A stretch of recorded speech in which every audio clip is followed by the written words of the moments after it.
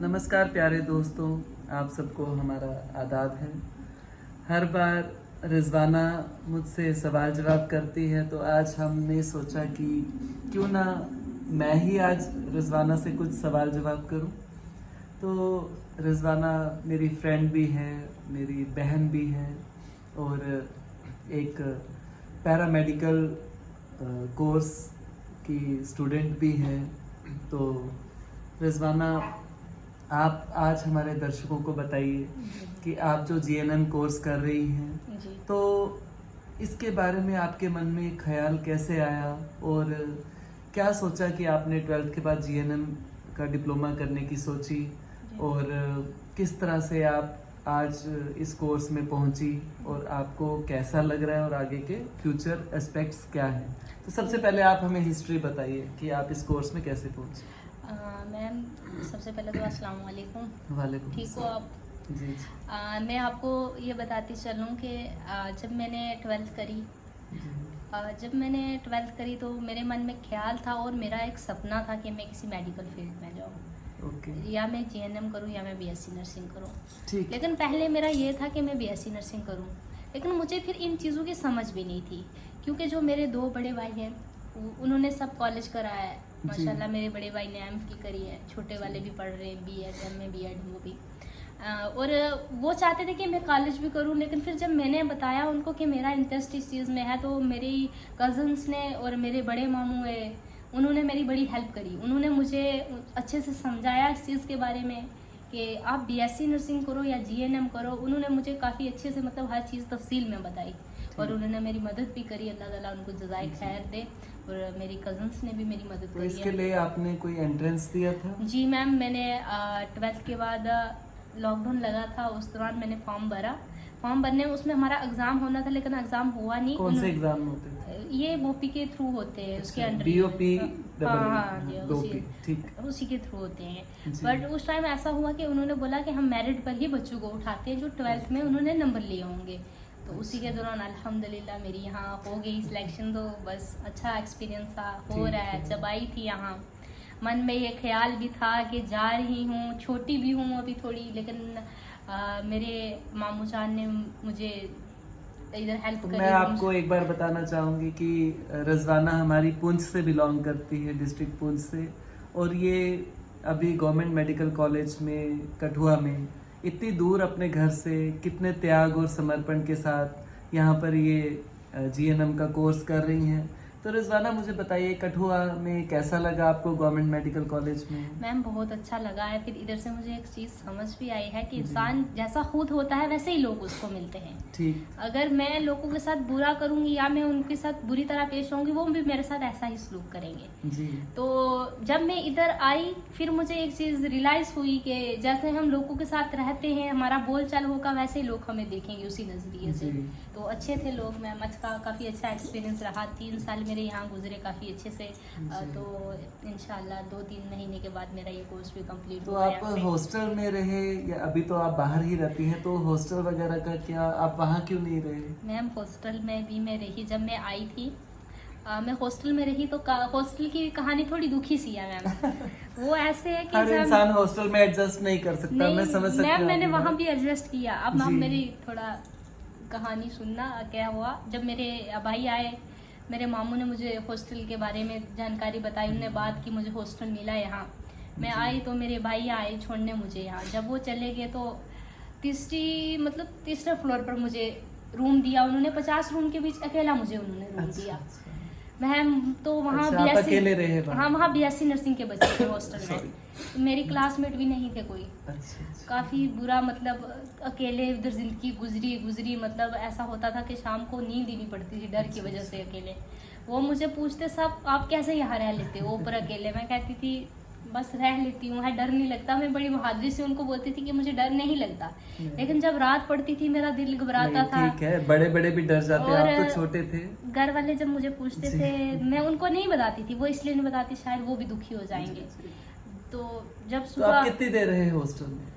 मैं 6-7 महीने रही हूँ। 6-7 महीने। चलो, इन्होंने बहुत मुश्किल समय काटा वहाँ पर, बहुत क्योंकि मैम, वे अकेले और रहते थे और स्टूडेंट की कमी थी शायद। नहीं, वो इस वजह बीएससी से। नर्सिंग वाले बच्चे थे, उनका अलग था। तो लेकिन फिर मैं धीरे धीरे, मेरी एक अच्छा, अच्छी दोस्त बनी वहाँ लड़की, वो बहुत ठीक। अच्छी थी। उसने मुझे काफ़ी अच्छे से मतलब सपोर्ट किया, समझाया हर जी, चीज़ तो के फिर बारे आपने में। हॉस्टल क्यों छोड़ा? फिर मैम इसलिए वहाँ लड़कियाँ बहुत ज़्यादा हो गई, तो अच्छा, इधर मेरी क्लासमेट्स ने रूम लिया था, तो मैंने ठीक, सोचा ठीक, क्योंकि ठीक। मुझे इनके साथ रहना चाहिए। चलो, ये हॉस्टल से बाहर आए जहाँ ये रहते हैं और आज मैं भी इनके साथ हूँ, तो ये जगह बहुत ही अच्छी है। हमारे लैंडलॉर्ड जो है, हमें फील ही नहीं होता कि वो हमारे मकान मालिक हैं, हमें लगता है कि वो हमारे घर वाले हैं जैसे, और हमें इतना प्यार और इज्जत से रखते हैं। यहाँ तक कि हमने कभी खाना नहीं बनाया था तो हमेशा खाना वो हमारे लिए रेडी भी रखते हैं। तो दीदी और जो भैया हैं मकान मालिक बहुत प्यार करते हैं, उनके बच्चे भी बहुत प्यार से हमें रखते हैं यहाँ पे। तो रिजवाना, मुझे बताइए, अब तो आपका कोर्स कंप्लीट होने के कगार पे है, हाँ जी। और आगे आपने अपने फ्यूचर के बारे में क्या सोचा है? किस तरह से अपना गुजर बसर करना है? आप आगे पढ़ना चाहेंगी या फिर जॉब करना चाहेंगी? थोड़ा हमें बताइए दर्शकों को। मैम, मेरा तो यही है कि मैं आगे पढ़ूँ, बीएससी नर्सिंग करूँ, जी। एमएससी नर्सिंग करूँ, लेकिन उसके साथ मैं अपनी मेहनत भी जारी रखूँगी। अगर मुझे जॉब मिल जाती है, मैं जॉब भी करना चाहूँगी, पढ़ना भी चाहूँगी। जी, तो जॉब एक हो गई हमारी, लोगों की सेवा करना, चलो वो तो जी। होता रहेगा। अगर मेरे अल्लाह ने चाहा जॉब जी। मिल गई, तो पढ़ाई एक ज़रूरी चीज़ होती है इंसान के लिए, जी। जितना पढ़े उतना ही कम। ठीक है। चलो, अब आप मुझे बताइए कि जी। आप सेवा करने की बात कर रही हैं, आप नर्सिंग प्रोफेशन में हैं, जी जी जनरल नर्सिंग एंड मिडवाइफरी का कोर्स आपने किया है, जी। तो मुझे बताइए कि आप किस तरह से इंसानों की खिदमत करना चाहेंगी, और आप क्या बदलाव लाना चाहती हैं, क्या रेवोल्यूशन लाना चाहती हैं इस फील्ड में?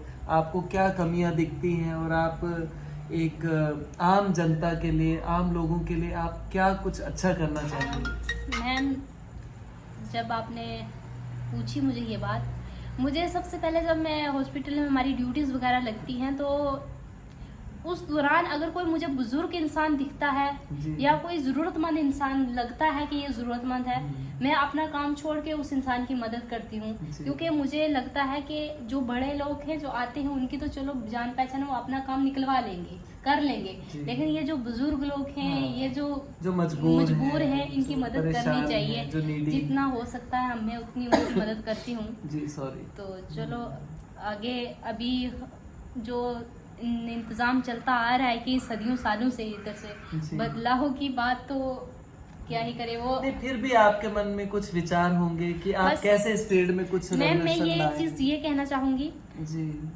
जैसे पर्चियाँ वगैरह काटते हैं जी। काउंटर के ऊपर, मतलब तो उसमें जो है बुजुर्ग भी एक ही लाइन में खड़े होते हैं, और ओके। जो नौजवान लोग होते हैं वो भी एक ही लाइन में होते हैं। मैं चाहती हूँ कि बुजुर्गों के या तो पहले खड़ा किया जाए, या तो जी। उनके लिए एक अलग से लाइन बनाई जी। जाए, ताकि वो आराम से खड़े रह सकें। बहुत अच्छे नेक सोच है आपकी। तो मिडवाइफरी के केसेस में आप जिस तरह डिलीवरी के पेशेंट्स जो हैं, या डिलीवरी करवाने के लिए जो लेडीज आई हैं, उनके लिए कुछ बदलाव आप चाहती हैं समाज में? क्या होना हाँ चाहिए? मैम, मैं एक चीज़ और कहना चाहूँगी। जैसे ही आपने मुझे सवाल पूछा और मैं इसका जवाब देना चाहूँगी।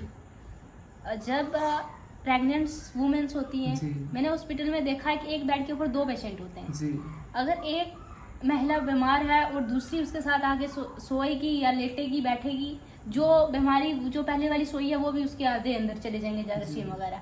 इसलिए चाहिए कि हाइजीन का थोड़ा ध्यान रखा जाए, उन सबको एक एक बेड प्रोवाइड किया जाए, ताकि वो जी। आराम से अपनी, तो वो बीमार है ऊपर से आराम से वो रह सके जी, वहाँ, जी।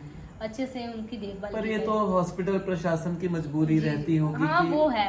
जितने पेशेंट्स आते हैं उस हिसाब से एकोमोडेशन वो लोग करते होंगे। जी जी, उनकी भी मजबूरी रही जी, इस बात जी, में। जी। तो बाकी हेल्थ केयर फैसिलिटीज़ वगैरह में आप क्या कुछ इम्प्रूवमेंट सरकार को भी सुझाव देना चाहेंगे? मैम, हेल्थ इम्प्रूवमेंट की बात आपने करी है, तो जी, इसमें तो यही चाहिए कि जितना हो सके ये जो कैंप वगैरह लगते हैं, जिसमें जी। हम लोगों को अवेयर कर सके, अवेयर करते इन्फॉर्म हैं, कर हाँ, सके, और उनको एडवाइस देते हैं कि हम किस बीमारी से किस तरह बच सकते। जैसे जी। आपने देखा होगा टीबी से, एड्स से, मतलब कई तरह के हाँ, प्रोग्राम कई आप चला तरह के दिए हैं लोग। उन्होंने। जी, जी, वो जी। गाँव-गाँव जाके लोगों को समझाते जी। हैं कि ये चीज़ करने से ये होगा, इस चीज़ की ये मेडिसिन है, जी। इससे आप ऐसे प्रिवेंट हो सकते हैं। लेकिन पहले ज़माने में ये होता था, ये चीज़ें नहीं होती थी। अब तो सरकार की तरफ से हर एक पेशेंट्स के लिए, बुजुर्गों के लिए, औरतों के लिए बहुत हेल्पलाइन नंबर्स हैं, जी बहुत उनके लिए एम्बुलेंस सर्विसेज गवर्नमेंट ने प्रोवाइड की हुई जी, है। बिल्कुल। तो हाँ, आपकी ये बात बिल्कुल काबिल तारीफ है कि जितनी ज़्यादा नॉलेज गवर्नमेंट की तरफ से, एनजीओज की तरफ से लोगों में ये बांटी जाए। आज तो टेक्नोलॉजी का ज़माना है, मोबाइल्स हर घर में है, हर किसी के पास है। लोग डॉक्टरों से भी ज़्यादा जानने की कोशिश करते हैं आजकल। पर ये है कि लोगों के अंदर नॉलेज होनी चाहिए और सही नॉलेज होनी चाहिए। जी। आधी अधूरी नॉलेज जो है वो पेशेंट का नुकसान करती है। जी। तो आपकी बात सही है। तो और कुछ आप हमारे दर्शकों को कहना चाहें आज? मैं यही कहना चाहेंगे कि आजकल हर बीमारी का, हर चीज़ का इलाज है। अगर आपको कोई बीमारी है या कुछ है, आप आके डॉक्टर से मिलिए, उनको अपनी समस्या बताइए, वो आपको जी। हल देंगे। कुछ बातें इंसान, कुछ होता था कि पहले ज़माने में लोग चीज़ें छुपा देते थे, जी। बीमारियां छुपा देते थे, लेकिन अब तो गवर्नमेंट ने हर फैसिलिटी, हर चीज़ जी। निकाली है। अब तो लेडी डॉक्टर्स भी इतनी हाँ। है कि फीमेल जो पेशेंट्स हैं या जो डिलीवरी वाले लोग हैं उनके लिए भी बिल्कुल सहूलियत दे रखी है। उनके लिए बहुत ही ज़्यादा गवर्नमेंट ने अरेंजमेंट कर रखे हैं। तो ऐसा भी नहीं है कि जैसे मेल डॉक्टर्स के सामने औरतें हिचकिचाती थी, जी तो अब जी। तो फीमेल डॉक्टर्स भी बहुत ज़्यादा हैं। तो चलो, इसी के साथ आपके लिए फ्यूचर के लिए best of luck. Thank you so much. और हम अल्लाह से दुआ करेंगे, भगवान से प्रार्थना करेंगे कि आपका कैरियर, आपका फ्यूचर जो है बहुत अच्छे से जगमगाए और आप बुलंदियों को छुएं। आमीन, तो आमीन, आमीन, सुमा इसी आमीन। के साथ मेरी आपको best wishes. Thank you. Thank you. Okay.